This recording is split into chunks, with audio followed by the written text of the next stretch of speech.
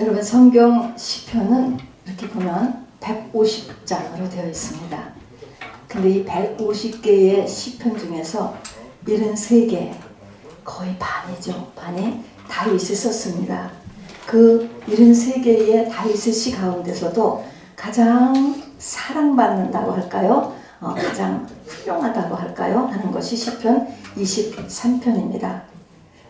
다윗은 성경에 오는 수천여 사람 중에서도요, 특별한 위치를 차지하고 있습니다. 왜 그렇죠? 다윗은 성전을 지어 올림으로 인하여서 예수의 신부의 모형이기 때문에 그렇습니다.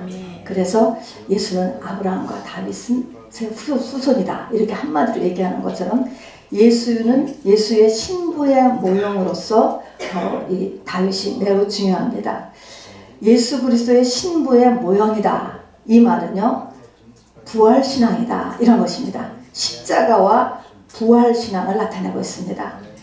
이 시편 23편은요 다윗의 인생 말기에 쓰여진 것입니다. 그래서 그의 인생의 자기 인생을 되돌아보면서 쓴 신앙 고백서이기도 하고 감사서이기도 하고 지혜시라고도 이렇게 이야기를 합니다. 이 시편 23편에는요 1차적으로는 하나님께서 우리를 어떻게 인도해 가시는가라는 5가지 지침이 있습니다. 그리고 하나님의 목적은 도대체 무엇인가, 하나님과 우리와의 관계는 어때야 되는가 하는 것이 이 시편 23편에 녹아 있어요. 그래서 이제 오늘 그것을 같이 나눠볼 거예요. 그런데 이것을 보는 것이 1차적으로 시편을 보는 방법이고요. 그 다음에 2차적으로 보는 방법이 있어요. 이 시편은 아까도 했지만 십자가와 부활의 삶을 나타내는 거거든요. 그래서 2차적으로는 이렇게 십자가와 부활의 삶, 여기 끝에 가서 보면은 내가 여호와의 집에 영원히 살리로다 라고 하는 이 여호와의 집에 영원히 산다 라고 하는 것은 그야말로 영생을 얻는 것, 새 예루살렘성에 들어가는 거거든요. 그 예루살렘성에 들어갈 수 있는 것이 이 속에 들어있습니다. 그래서 이 시편 24편이 껍데기에 이런 메시지가 있고 안에 메시지가 있고, 그러니까 1차적인 메시지가 있고 2차적인 메시지가 있다, 이렇게 얘기합니다. 그런데 주로 당연히 껍데기의 메시지를 우리가 전부 다 사랑하고 굉장히 아끼고 하는 것이 시편 23편입니다. 찬양도 여러 개가 있고요. 또 암송도 하고 이렇게 되지요. 자, 어쨌든 여기를 보면은 이제 우선 맨 처음 이제 껍데기로서의 시편 23편이 주는 메시지를 먼저 이렇게 나눠 보려고 합니다. 여기는 아까도 얘기했지만은 하나님께서 우리를 어떻게 이끌어 가시는가 하는 5가지 지침이 나와 있어요. 어떻게 인도해 가시나, 그 이제 어떻게 5가지가, 첫 번째 뭐냐면 여기서는 나를 푸른 풀밭에 누이시며 쉴만한 물가로 인도하시는 도다. 자, 어떻게 인도하느냐? 푸른 초장, 쉴만한 물가. 하나는 푸른 초장은 먹이고 음식이죠. 물가는 물이에요. 자, 그러니까 먹을 것과 마실 것을 나한테 주시는 분이라는 것이죠. 이 2가지로 인도하신다. 그러면 이것의 의미는 먹을 것과 마실 것, 여기에서는 이제 이게 일용할 양속이 되는데요. 실제로 푸른 초장과 물가 외에 우리가 성만찬에 뭐하고 뭐를 등장시키죠? 떡과 잔을 이야기합니다. 그래서 이것은 하나님께서는 우리에게 예수를 소개시켜주고 예수를 더 알려주고 예수를 더 넣어주시는 분, 이게 하나님이 인도하는 첫 번째예요. 우리를 세상에서 어떤 사람이 되게 만드시나 하면 예수를 더 아는 사람이 되도록 우리를 늘 인도하신다는 게 첫 번째입니다. 2번째는 그래서 내 영혼을 소생시키신다 그랬습니다. 소생시킨다.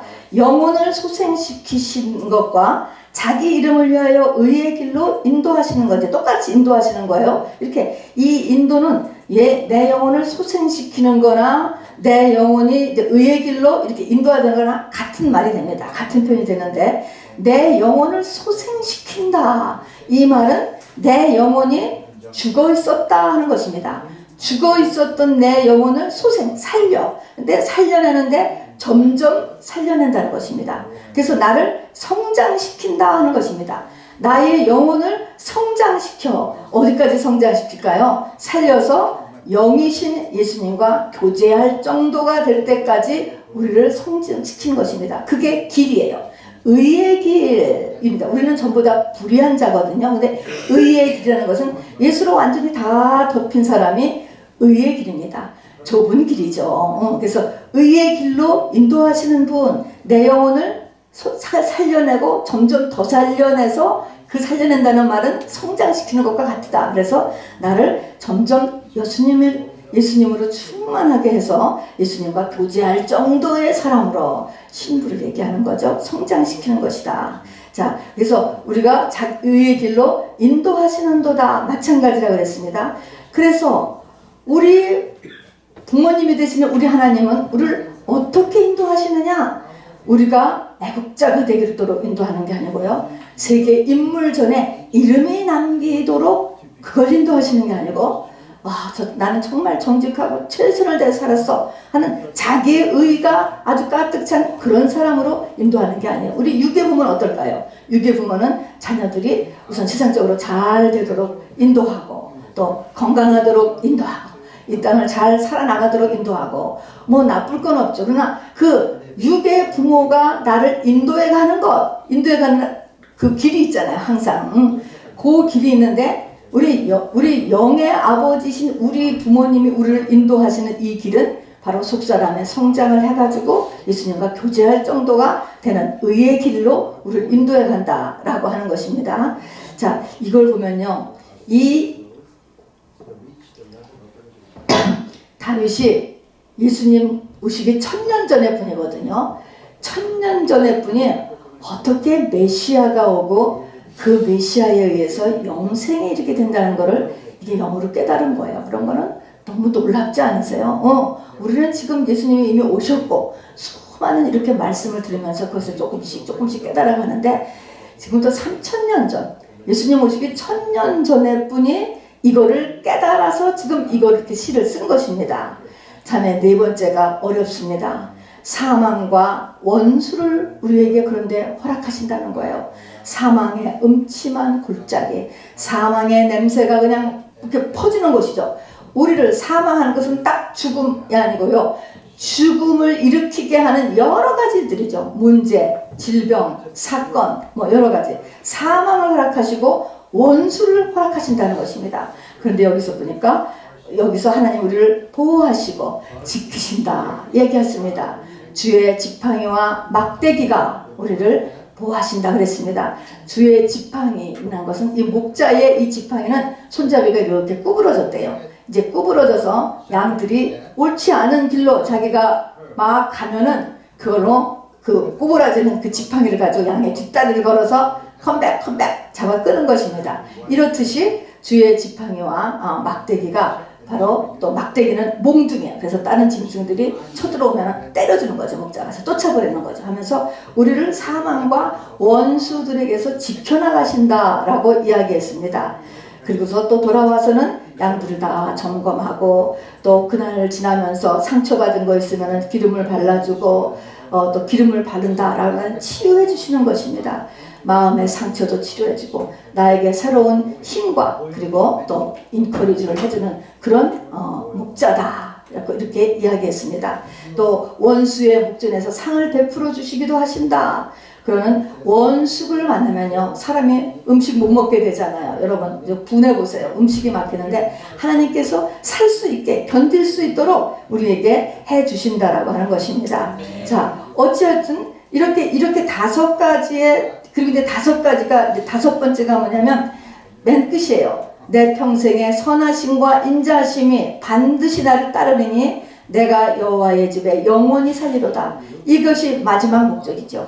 여호와의 집에 영원히 사는 것. 영원히 사는 것. 이게 영생이고 새 예루살렘성. 이것을 목적으로 우리를 성령을 주시고 교회 생활을 하게 하시고 인도해 가신다라고 하는 그 목자가 양을 인도하는 이 지침을 5개로 이렇게 이야기해 놓으셨습니다. 자, 그런데 여기서 보니까 목적지가 어디냐면요. 여호와의 집, 내가 여호와의 집에 영원히 살리로다. 그런데 여기서 다윗은 지금 어떻게 고백하냐면요. 처음과 끝이에요. 2가지로서 확실히 증거를 했습니다. 맨 처음에 뭐냐면 여호와는 나의 목자시니 내게 부족함이 없다. 부족함이 없다.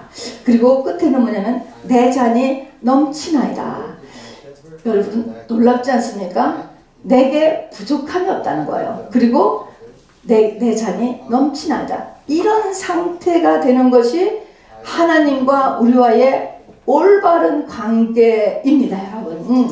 근데 여기까지를 이제 대부분이 다 못 가죠. 다 못 가는데 하나님이 우리에게 주시려고 하는 것은 그 영혼의 눈, 진리의 눈으로 얘기한다면 부족함이 없다는 거예요. 그리고 내 잔이 넘친다라고 하는 것은 정말 과분하다. 너무너무 은혜가 넘친다. 막 이거 과분하다라고 하는 이런 의미인 것입니다. 자, 그럼 이렇게 어떻게 이렇게 나를 인도하시는 건 알겠어. 5가지로 인도해서서 바로 이제 맨 처음에 예수를 알게 하는 것부터 시작을 해서 나를 바로 예수님의 그 영원한 영생에 같이 들어가게 하는 것을 목적이고 5단계를 거쳐서 가고 그러는 관계에서 다윗은 깨달은 거가 부족함이 없고 잔이 넘치는 이런 상태다. 이런 놀라운 고백을 이렇게 했단 말입니다.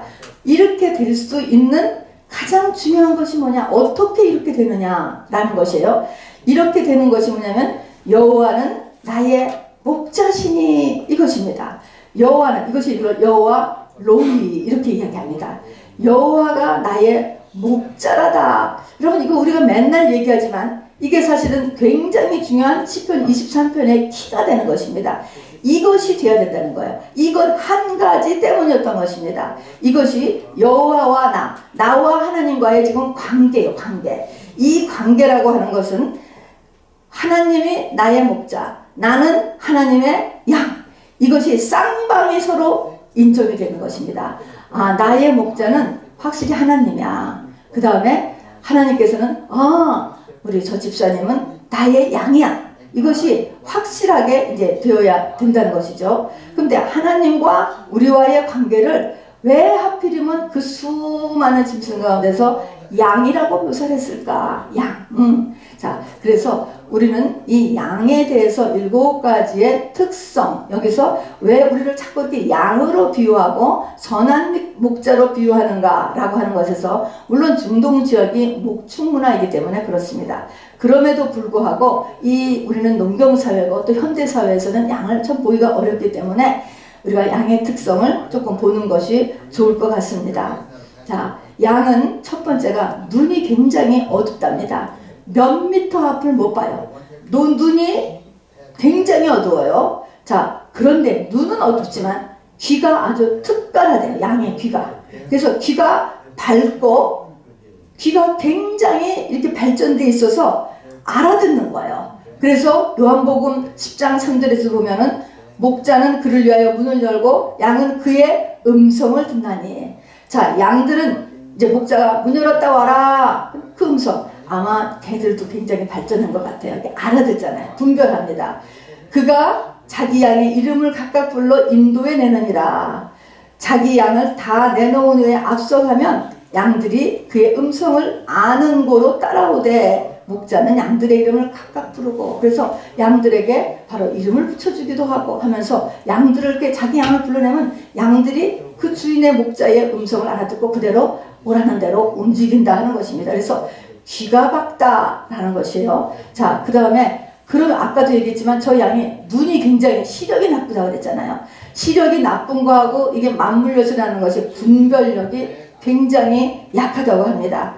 분별력이 약하고 이 눈이 어둡고 그런 저 양의 특징의 또 하나는 뭐냐면 그냥 숫자가 많으면 쫓아간대요. 그래서 그냥 다른 그룹도 막 쫓아간대요. 많이 모여 있으면은 그냥 쫓아가는 또 그런 그냥 어리석은 면이 있고요. 그 다음에 양은요, 이게 보도 알지만 이빨도 약하고 발톱도 약하고 저렇게 다리도 짧고 몸은 커가지고 잘 뛰지도 못하고 도망가지도 못하고 그래서 뭐하고 공격 능력이 제로, 방어 능력이 제로. 누가 덤비면 잡혀먹으면 죽는 수밖에 없는 거야. 잡혀먹으니까 이런 숫자가 없고요. 그리고 방향 감각도 없어요. 그래서 길치죠. 저도 길치인데요. 방향 감각이 없어요. 그런 반면에 또 시기심은 엄청 많대요. 저 사진을 한 장 찍어놓으면요, 양이 어쩌다가 쓰러지잖아요. 이렇게 발라당 들어놓으면요, 혼자서는 또 절대 못 일어난다는 거예요. 저게 누가 목자가 와서 엎어줘야지 몸체가 크고 다리가 워낙 짧아가지고 혼자 못 일어난대요. 그래서 몸이 비대하잖아요. 자, 그런데 또 마지막에서는 이사야 53장 6절에 보면은 우리는 다 뭐 같다 그랬죠? 양 같아서 양의 특징에서 어떤 거를 집어내셨냐면 다 제 갈 길로 갔다. 고집이 아주 끝내준 거예요. 고집. 내 마음대로 해야 되는 거. 이런 것들이 양의 특징이에요. 특징이에요. 근데 여러분 이렇게 눈이 어둡고 귀는 밝아. 그런데 눈이 어둡고 분별력도 없고 그냥 분별력이 없으니까 아무나 숫자가 많으면 쫓아가고 방어 못하고 공격 못하고 또 쓰러지면 일어나지도 못하고 고집은 세고 이렇다라고 한다면 저 양에게 목자는 어떤 존재일까요? 저 양은요 목자가 없으면 생존이 불가능하다는 것입니다. 이것이 키예요. 우리가 신앙생활을 할 때 성령을 받고 신앙생활을 할 때 목자가 없으면 그 양은 끝까지 가지를 못하는 것입니다. 그래서 이 목자가 매우 중요한 것. 그러니까 양과 목자의 관계의 키는 뭐냐면 양은 목자가 없이는 생존이 불가능하다라고 하는 것입니다. 자, 그래서 우리가 내가 양이야 라고 하는 것은 나는 부족한 존재다. 이 부족한 존재라고 느끼는 이유는 뭐냐면 이 영계에 내가 내 힘을 가지고 싸울 수 없는 것입니다. 영의 세계는 육의 세계보다 한 차원 위의 차원이기 때문에 육의 세계에서 아무리 똑똑하고 지혜롭고 많은 지식과 학위를 가지고 있어도요 절대로 영의 세계를 못 들어가는 것입니다, 여러분. 그렇기 때문에 내가 부족한 존재라고 하는 것, 하나님의 세계로 들어가게 될 영적 전쟁을 하기에는 부족한 존재라는 것을 인정하는 것이 너무나 중요합니다. 그래서 성경에서는 예수 그리스도가 이 땅에 사실 동안을 선한 목자다. 자, 선한 목자의 반대가 있겠죠. 사꾼입니다, 여러분.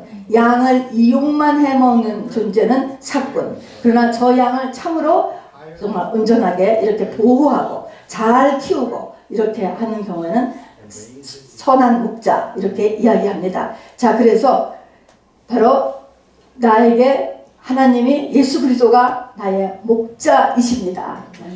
예수님이 나의 목자이시다 이런 말에는요 깊은 의미가 있어요. 예수님 없으면 못 산다 이 말이잖아요. 근데 예수님 없이는 못 산다라고 하는 이 말의 뜻은 내 삶의 1순위가 목자다, 예수님이다 이 말을 가지고 있는 거예요. 1순위.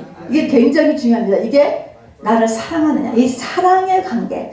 예수 그리스도는요 항상 우리 안에서 넘버 원으로 존재하기를 원해요. 이게 2, 3, 4는 거의 하나님이 바꿀 때까지 계속 연단을 계속하지 그거 갖고 되지 않아. 그래서 내 삶의 우선순위가 첫 번째가 되는 것이 여호와가 나의 목자가 되는 거예요. 이 말의 뜻이. 그러니까 내가 예수님 없으면은 못 산다. 그건 그럴 것 같아. 그런데 실제 삶에서 예수님이 내 삶의 프라이어티 넘버 원으로 존재하느냐 하는 것이죠. 자, 그러면은 그렇게 존재하면 내가 했다면 하나님도 나를 그렇게 인정해 주셔야 돼요. 쟤한테 있어서는 내가 첫 번째야. 이거를 하나님도 인정을 해 주셔야 쌍방관계. 여호와는 나의 목자. 이 단어가 되는 것입니다. 자, 그러면 하나님도 나를 사랑한다. 내가 하나님을 사랑해. 그럼 하나님은 나를 사랑한다. 라고 하면요. 하나님은요, 항상 말만 갖고 안 되고요. 우리에게 이렇게 표직을 항상 보시잖아요. 자, 그럼 한번 이렇게 보면은요. 하나님은 나의 목자. 또 하나님은 내 삶의 첫 번째라고 하면서 하나님의 말씀을 잘 듣지도 않고 말씀을 들어도 그대로 행하지도 않는다. 그러면은 양이라고 하겠어요, 안 하겠어요? 그러니까 하나님은 여호와는 나의 목자가 안 되는 거야. 그러면 아닌 거야. 자기는 그냥 여호와는 나의 목자다 이렇게 얘기하지만 실제로 하나님은 인정을 안 한단 말입니다. 또 성경에 보니까 너희는 나를 주라, 주인이라는 것이죠. 주라고 부르면서도 실제로는 내 인생의 주인 예수님으로 안 내준다는 거야. 다 자기가 주인 노릇하고 있지 어떻게 나한테 자리를 내주느냐 이야기했습니다. 또 너희는 하나님을 경외한다고 하면서 하나님을 두려워함이 어디 있느냐 성경이 늘 이야기하는 것입니다. 또 너희가 나를 사랑하냐? 주님 사랑합니다. 우리가 고백하고요 찬양도 부르잖아요. 근데 주님은 이야기하는 거예요. 사랑한다면은 두 가지 일이 일어나는 거예요. 진짜 사랑하면 첫 번째는 같이 있고 싶어 하는 게 사랑이에요, 여러분. 그런 사랑, 정말 뜨거운 사랑이죠. 같이 있고 싶어 하고, 두 번째는 사랑에는 항상 수고가 따른다 그랬잖아요. 그런데 지갑을 붙잡고 벌벌벌벌 떤다. 그러면 이것은 아니지요.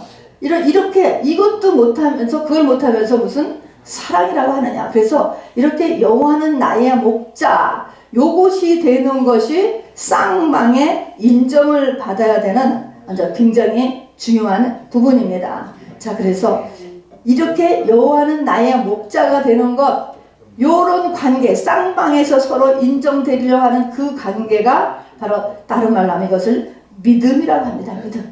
그래서 양은 저렇게 약해요. 저렇게 자빠지면 혼자도 못 일어나요. 그래서 누가 와서 목자가 안 뒤집어주면은 누구한테 이리가 와서 잡혀 먹는 것입니다, 여러분. 그렇듯이 양은 한없이 약해.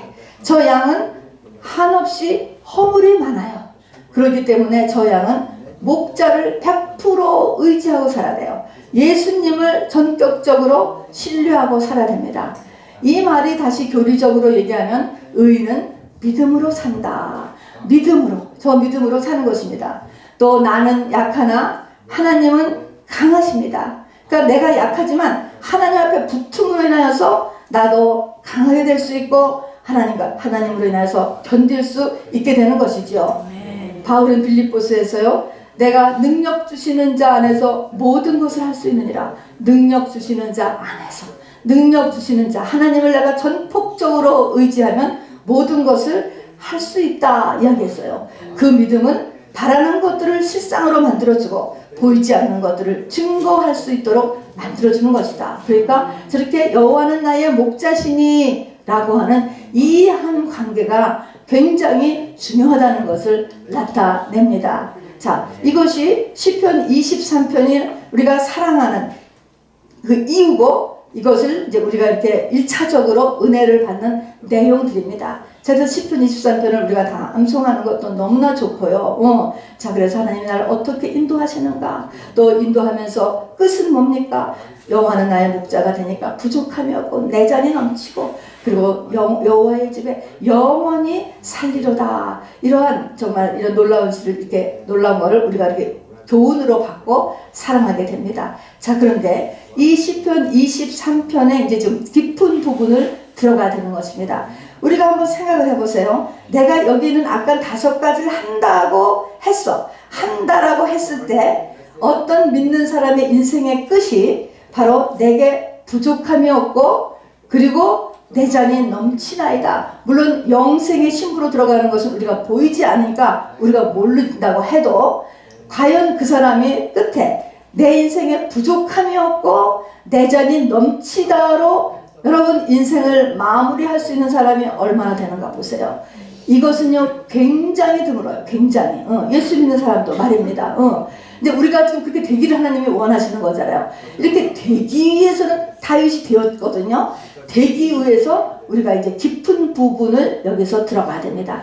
여기서 바로 십자가와 부활의 삶이 나타나는 것입니다. 시편 23편을 우리가 이렇게 열었을 때 그 앞에 장을 보시기 바랍니다. 앞에 장. 시편 23편의 앞에 장은 뭐죠? 시편 22편입니다. 자, 시편 22편을 여러분 쭉 읽어보면요, 내 하나님이여, 내 하나님이여, 어찌하여 나를 버리셨나이까. 이거 누가 한 소리죠? 예수님이 한 소리인데 지금 다윗이 하고 있어요. 다윗이 1000년 전에 다윗이 이야기한다니까요. 어찌 나를 멀리하여 돕지도 아니하시고 내 신음소리를 듣지도 아니하시나이까. 하나님이여, 내가 낮에도 부르짖고 밤에도 잠잠하지 아니하오나 응답하지 아니하시나이다. 하나님이 응답을 안 해요, 여러분.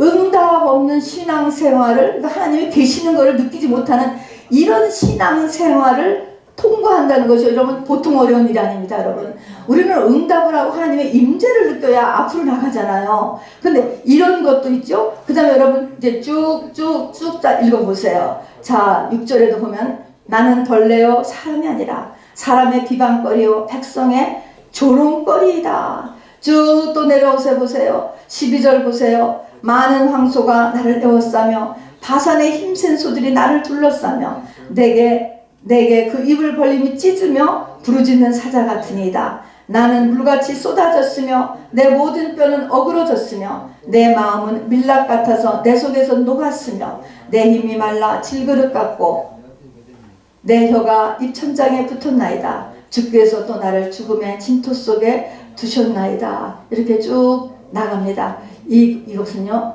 이제 예수님의 십자가 고난인데 이 예수님의 십자가 고난과는 고통을 다윗이 똑같이 지나간 거예요.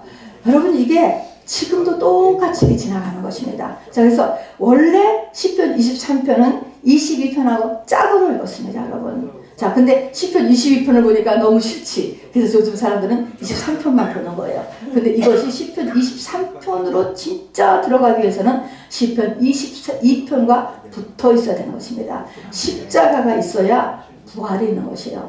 부활은 십자가가 없이는 죽지 않고는 일어설 수가 없지요. 자, 그래서 어쨌든 다윗의 생애를 보면은요, 우리 아까 그냥 다윗은 왕이니까 또 하나님께 성전을 지어 올렸으니까 이렇게 쉽게 이야기하지만 다윗의 생애는 참으로 파란만장한 삶이었습니다. 왕이라고는 하지만 글쎄요, 왕이 너무나 고생을 많이 했습니다. 우선 그는 아주 가난한 달동네 베들레헴에서 태어났고 흑수저 출신입니다. 이스라엘 가정의 흑수저에서 났는데 흑수저 출신인데 그 8아들 중에서도 가장 못난 아들이었습니다. 부모의 인정을 전혀 받지 못한 가장 무너리 같은 아들이었죠. 그 다음에 왕궁에 들어가게 되었잖아요. 왕궁에 이제 10대 말에 들어갔죠. 그런데 거기서 이제 사울한테 찍혀가지고서는 그 이후에 10여 년을 금방 광야로 쫓아나가서 정말 목숨이 왔다 갔다 하라고 하는 그런 쫓겨다니는 일을 13년간을 하게 됩니다. 살기 위해서 어느 때는 미친 척하고 하기도 하고 또 그리고 또 쫓아오면 또 쫓아오지. 쫓아오면 또 사울왕을 피해서 또 도망가고 그래서는 사울왕이 못 쫓아오는 곳으로 가자. 그래가지고 어느 때는 적군에 들어가서 적군편에서 일을 하기도 했습니다. 얼마나 내면의 갈등이 심했을까 저는 생각합니다. 그리고 어느 때는 자기 때문에 제사장 85명이 사울에게 죽임을 당한 적도 있었습니다. 이 사울왕이 이 다윗을 도와줬다고 해가지고 제사장 15명을 죽였습니다. 이런 것을 다 겪으면서 광야 생활을 했어요. 그럼에도 부르고 나서 이제 왕이 되어서 사울에서 곧 들어왔잖아요. 왕이 되었지만 왕이 되면서 곧 무슨 일이 납니까? 밧세바 사건이 터졌습니다, 여러분. 그래서 밧세바 사건으로 인해서 역시 10여 년의 고난의 시간을 보낸 것입니다. 그러고 나서 나온 게 20편, 23편이에요, 여러분. 자, 그러니까 그리고 이 밧세바 사건으로 해서 10여 년의 고난의 시간을 보낼 때 바로 그 생애에서 생애 3명의 그 이유진 거죠. 하나님 앞에 이제 회개를 하면서 이제 속건제를 치르는 과정에 바로 3명의 아들이 죽음을 걷고 아들의 죽음, 깐난이 있는 아들도 죽었고 장성한 압살롬도 죽었고 또 이 다윗왕이 이 병에 걸리고 그리고 근데 그 중에서도 성경에 보니까 가장 큰 충격은 자기의 친아들인 압살롬이 왕위를 반역한 사건인 것 같아요. 그것이 가장 많이 기록되어 있고 여기서 다윗은 정말 내 아들 압살롬아 내 아들 압살롬아 얼마나 그 부르짖고 우는 모습이 그대로 기록되어 있습니다. 자, 압살롬이 왕위를 반역했다라고 하는 것은 이 다윗이 자기의 평생에 이루어낸 모든 것이 다 무너지는 거잖아요. 다 무너지는 거예요. 반역을 했으니까 다 무너졌어요. 부하가 반역을 해도 눈이 뒤집히죠. 배반하는 거. 부하가 반역을 해도 눈이 뒤집히는데 아들이 반역을 하니 이거는 너무너무나 충격이고 너무너무나 급하고 그래서 성경에 보니까 신발도 못 신고 고개도 못 들고 울면서 쫓겨가면서 요단강을 갔던 일들이 기록이 되어 있습니다. 자, 이런 충격을 다 겪었는데요. 이렇게 하면서 아까도 얘기했지만 참 흑수저 출신의 삶, 그 집에서 대접받지 못해 또 10여 년간 억울하게 이 사울왕에 쫓겨서 광야 생활, 그 다음에 왕으로 기름 부음 때문에 왕으로 올라갔지만 또 밧세바 사건을 해서 계속 다 무너지는 이런 삶을 한번 거치면서 하나님이 다윗에게 요구했던 것이 뭘까요? 바로 인생을 보는 눈이 열리는 거예요. 이런 것을 통해서 다윗이 겉사람이 죽은 것입니다, 여러분. 자, 그래서 우리 아까 시편 23편에서도 5절에 보니까 하나님이 우리에게 사망과 원수를 붙여요. 우리의 생애에서. 이 사망과 원수가 십자가거든요. 여러분, 십자가라고 하는 것은 내 겉사람을 죽이게 하는 게 십자가예요. 여러 종류가 있죠. 사람마다 다 다르지만. 그래서 그걸 원수와 사망, 요 원수와 사망을 통하여서 다윗의 겉사람이 죽은 것입니다. 여러분, 그래서 인생을 보는 눈이 달라졌어요. 이 겉의 것만 이렇게 보던 사람이 그 속에서 하나님의 움직임을 보는 거예요. 그 속에서 하나님의 나에 대한 사랑과 하나님의 나를 인도하시는 손길을 보면서 바로 부족함이 없고 내 잔이 넘치다가 나오게 되는 것이냐 여러분. 그래서 다윗은요, 죽을 때를 보면은 부하고 존귀하게 죽었다고 그랬습니다. 부하다는 것은 세상에 만족하는 것이고요, 존귀하다는 것은 영적으로 만족하는 것입니다. 그래서 역사적으로도 부하고 존귀하게 이 땅을 떠났다라고 했습니다. 자, 그래서 바로 우리 인생에서는요, 내 힘에 넘치는 일, 내 능력에 넘어서는 일들이 일어나요. 믿는 사람한테 말입니다, 여러분. 그 이런 것은 이것은 이렇게 원수와 이 사망이 없으면 여러분, 일단 우리는 절대적으로 영생에 갈 수가 없어요. 여러분, 이것이 참 비밀이고요. 이것이 귀 있는 자만 듣는 거야. 이것이 싫죠. 이게 싫어요. 그런데 십자가가 없이는 부활이 안 일어나는 것입니다, 여러분. 그래서 이것이 우리가 깊게 그 속을 파는 메시지가 시편 22편에 있는 것이고, 이거를 그냥 간단히는 여기에 시편 23편에서는 사망과 원수, 이렇게 두 가지로 이렇게 이야기를 해놨습니다. 그러나 이 두 가지가 바로 하나님이 우리의 영생을 위해서 준비해 놓은 길이다. 그러나 아까도 보니까 하나님께서 지키신다라고 이야기했습니다. 자, 그러면은 이런 가운데서 이제 다윗에게, 이거는 자기의 의지에 상관없는 거예요. 그래서 이게 택함에 의해서라는 것입니다. 창세전에 하나님의 택함에 의해서 우리의 인생길 가운데서 이런 일들이 등장하게 되는 것이죠. 그럼 이런 일이 등장했을 때 다윗이 어떻게 반응했는가라고 하는 것을 이제 우리가 살펴볼 필요가 있습니다. 다윗의 반응입니다. 자, 첫 번째는요, 다윗의 특징이 뭐냐면, 다윗은요, 그렇게 하나님을 사모했어요. 10대 때도 그렇고, 그냥 이것도 역시 타고나는 것 같아요. 그렇지만 타고나지만 우리가 노력하는 것도 필요해요. 왜냐하면 다윗은 기도할 때마다 나를 하나님을 향한 열정을 나에게 더 없어서 늘 기도했다고 그랬잖아요. 그리고 하나님을 이렇게 사모하고 하나님의 전을 그렇게 사모하고, 바로 악인의 장막의 첫날보다 여호와의 집에 궁정에서 문지기는 것이 더 낫나이다, 막 이렇게 하면서 하나님의 전을 사모하고 하나님을 사모했어요. 말씀을 사모하고, 그리고 이 하나님의 전 예배를 사모하고 그렇게 했다는 것이죠. 자, 그래서 이렇게 하나님을 이런 사망과 원수가 이런 존재하는 이런 기간에도 다윗은 끊임없이 하나님을 추구했다라고 하는 것이 우리가 받아야 되는 것입니다, 여러분.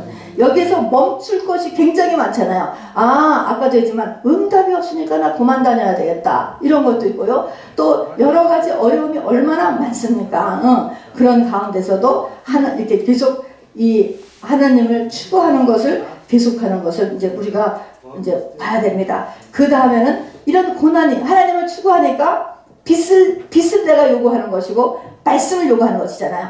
내가 말씀을 찾고 받고 빚을 받고 이렇게 하는데 환경은 계속 고난이 와. 여러 종류의 고난이 나에게 다가왔을 때 나에게 하나님은 뭐를 원하시는 걸까? 이런 고난 가운데서 내가 죽으라고 하는데 도대체 이 죽는 과정이 어떻게 죽게 되는 것일까? 그걸 보면은 이 빚은 나에게 무엇을 일으키가? 나의 실상을 보게 하는 거예요. 우리는요, 나 자신을 몰라요. 저를 위시해서 전부 다.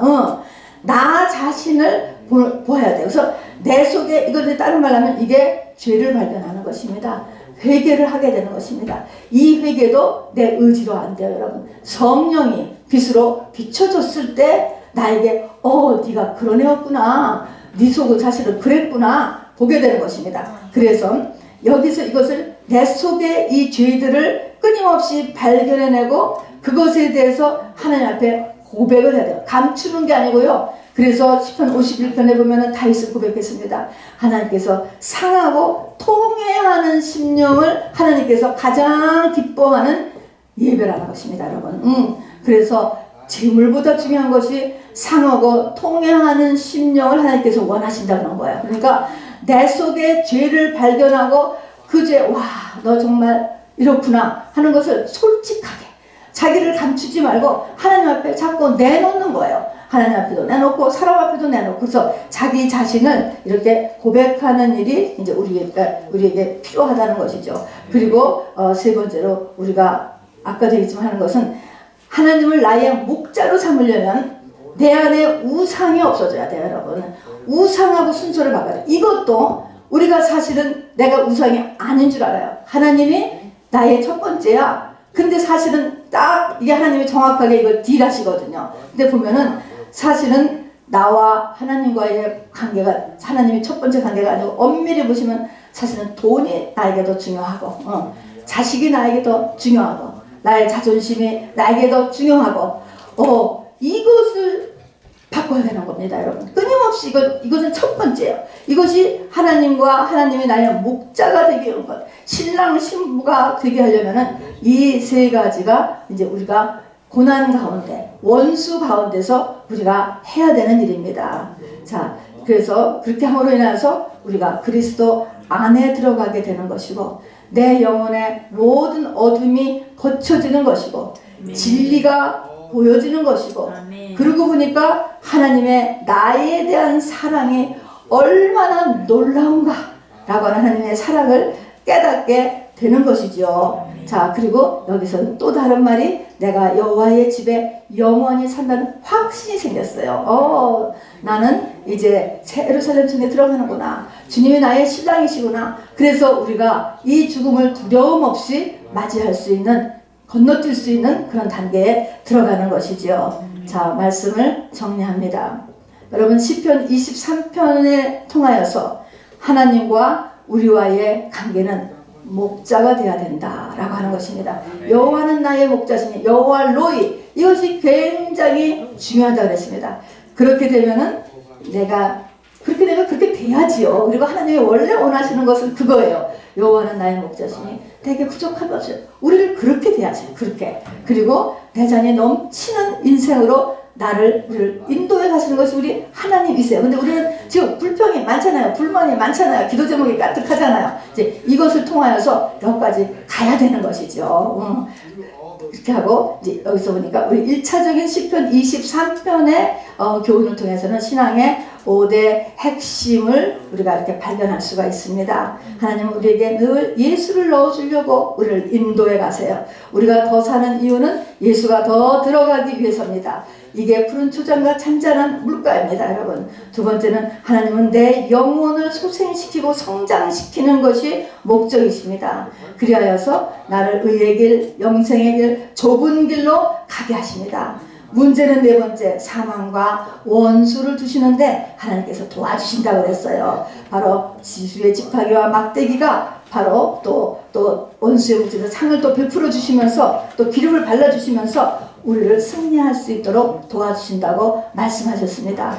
그런 다음에 바로 여기 끝에서 보니까 바로 이 안전하게 이렇게 되기 위해서는 시편 22편에 바로 십자가의 죽음, 예수 그리스도의 십자가의 죽음과 방불케 하는 그 십자가와 동등한 똑같은 길을 뒤로 쫓아가는 바로 자기 십자가를 통한 죽음으로 인하여서 내가 부활에 이르렀을 때, 이때 바로 시편 23편이 우리의 생에서 완전히 이루어지고 바로 하나님은 이것을 목적으로 하신다라는 것을 나타내는 귀한 시입니다. 여러분, 이것을 향하여서 오늘도 주께 도움을 청하면서 달려가는 저와 여러분 되기를 주님의 이름으로 축원합니다.